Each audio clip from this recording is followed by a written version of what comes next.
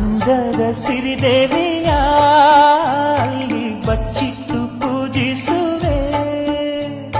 ಭೂಯ ಹಸಿರಿನಲ್ತೆ ಈ ಪಾದದಡಿಗೆ ಇರುವೆ. ಮಳೆಯ ಮೋಡದಂತೆ ಆ ಸುಡುವ ಬಿಸಿಲ ತಡೆವೆ. ಬಾಣ ತುಂಬ ನಾ ಬರುವೆ, ಹಸ್ತಕ್ಕೆ ರೇಖೆಯ ಹಾಗಿರುವೆ. ಚಂದ ಚಂದದ ಸೇವಂತಿಯ ಅಂದಕ್ಕೆ ಕಾವಲು ನಾನಿರುವೆ.